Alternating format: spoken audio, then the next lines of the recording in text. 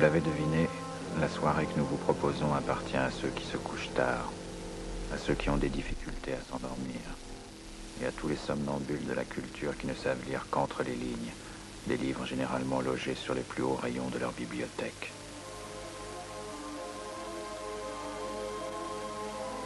Si vous faites partie de ceux-ci, les noms de Dracula, de Nosferatu, de Jonathan ne vous sont pas inconnus. Et vous avez certainement connu de ces très jeunes filles que l'aube faisait fuir à toutes jambes et qui couraient se réfugier entre les pages les plus sombres des dictionnaires. Leurs visages ressemblaient à des lits défaits, et leurs yeux, près du choir, avaient la fixité des yeux de certains animaux.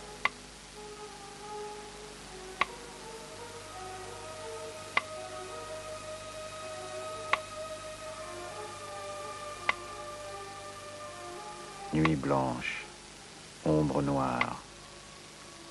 Dans un instant, vous allez voir ou revoir Nosferatu, vivre ou revivre les sinistres aventures du comte Dracula. Lumière et ténèbres, ténèbres et lumière. Ce film, Nosferatu, vous allez le voir avec ses teintes d'époque, dans une copie restaurée par Eno Patalas de la Cinémathèque de Munich. Eno Patalas est le plus gros bébé qu'ait engendré la cinéphilie depuis la disparition d'Henri Langlois. Ceci pour ceux qui savent qui était Henri Langlois. Bien entendu,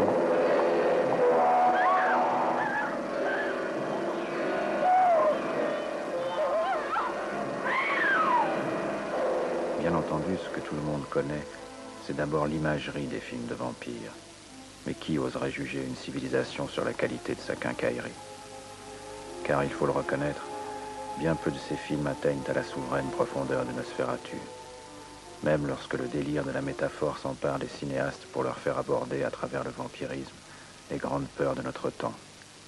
Le fascisme, la drogue, l'homosexualité, toutes les déviances, tout ce que nos sociétés repoussent dans leurs marges, comme la lumière repousse l'ombre.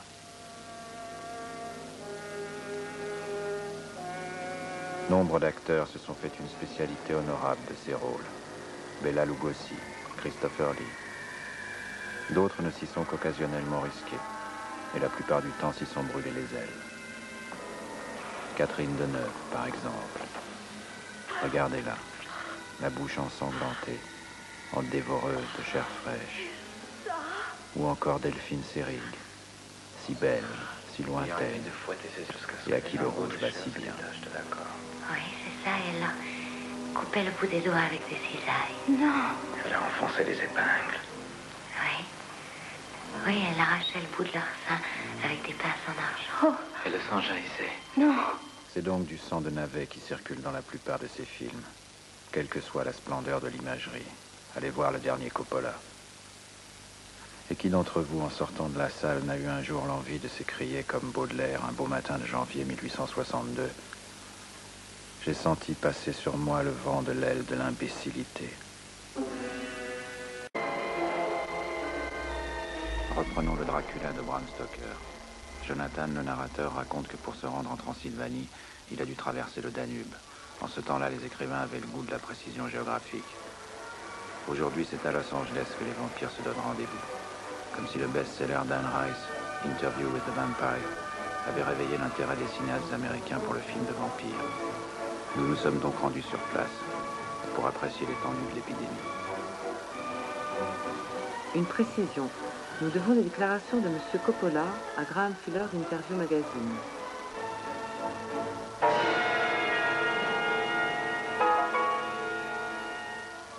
Merci également à Louis Lista pour son Coppola.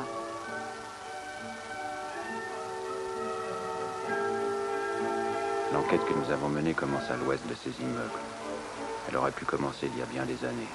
Par exemple le 11 juillet 1938 à 21h, à l'instant où Orson Welles présentait sur la chaîne radio CBS sa propre adaptation de Dracula.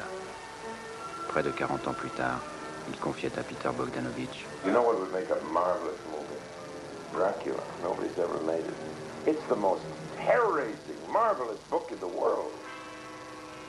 Oh, God, it's wonderful. They've never used anything from it. They haven't even opened the book. Un demi-siècle après Wells, Francis Ford Coppola nous propose non pas sa version de Dracula, mais ce qu'il considère comme la seule adaptation fidèle du livre de Bram Stoker. Mais en matière de fiction, qu'est-ce que la fidélité? Qu'est-ce même que la vérité?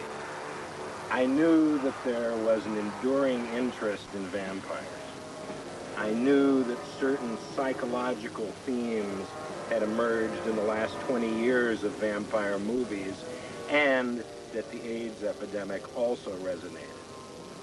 But I didn't start with a plan other than what the screenplay was, with its historical prologue and epilogue, and all of my personal attitudes toward it. As you worked on the film, through the various stages of preparing and shooting it, did any kind of AIDS subtext emerge? No, I tried. I thought it was interesting that Stoker had died of syphilis, and I tried to introduce that as a theme through the character of Dr. Van Helsing, whom I made a kind of salty Goethe kind of alchemist guy who has some good lines about syphilis. But the script was articulated a certain way, and it wasn't my premise to bend it all out of shape. With Apocalypse Now, I was working in a situation where I continually bent it out of shape and rewrote. With Dracula, it was very important that we finished exactly on schedule.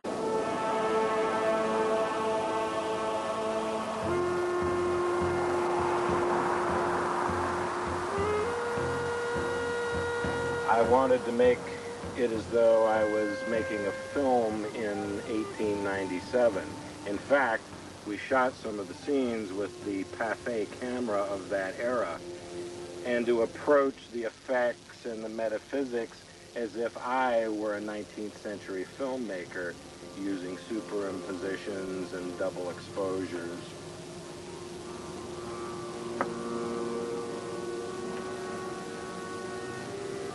You no longer want to get into the kinds of battles that filmmakers often have with the studios? I do, but not on Dracula. I mean, not on some book that some guy wrote 100 years ago. I could do that on something I'd written someday. With Dracula, I didn't really want to get myself involved in one of those movies that becomes some kind of whole personal experience for myself.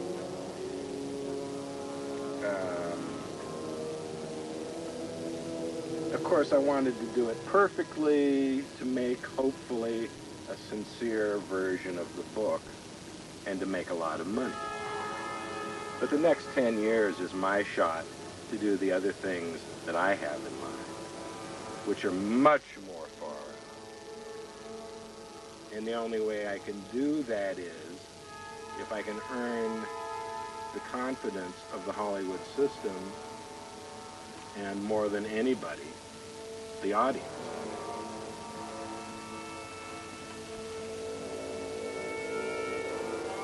I would be willing to go through the type of agony that you do on those things to do one of my own.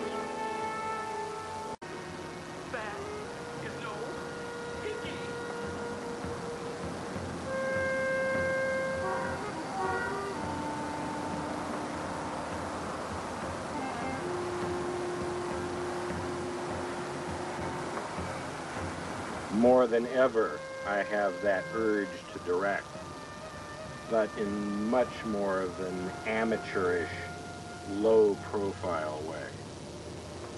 My current fantasy is to be a romantic bohemian who spends a year just working on my little script, writing for 2 hours in the morning, and meeting on Tuesdays and Thursdays with a group of volunteer actors in a basement, just rehearsing and maybe doing an evening of one-act plays, to be able to work without pressure and finally discover how I feel about a lot of themes. It's like trying to draw a picture with a pencil 500 feet long. You can't control it. So what you do is draw Mickey Mouses the best you can. But if you have a pencil that's short, you can really draw something.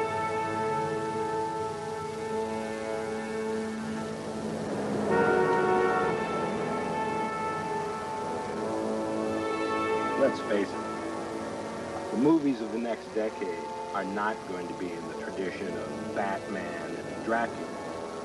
They're going to come out of vital scripts about how to live in the world and what men and women are today. And they will be made for a few $1 million. Whether it's done in low-budget cinema or combining live television or whatever, it gets me very excited. But the idea of doing another huge industrial production that goes on for a year and a half no longer appeals to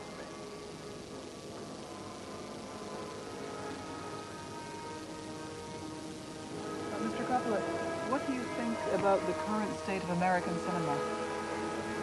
Non-existent. Or a spark, just kept in trust by the low-budget independents and Woody Allen. I don't go to the movies anymore. I have lost interest in them. I prefer to go see some weird little play in a bar on a Saturday afternoon. I get more of a charge out of hearing people's voices like that. Voilà. Il est temps de souhaiter longue vie au très véridique Dracula de Francis Ford Coppola. Bon sang ne saurait mentir, dit le proverbe. À voir. Il serait peut-être temps de nous souvenir qu'Orson Welles, auteur d'un Dracula qui fit date dans l'histoire de la radio, est aussi l'auteur de F for Fake. F comme Francis.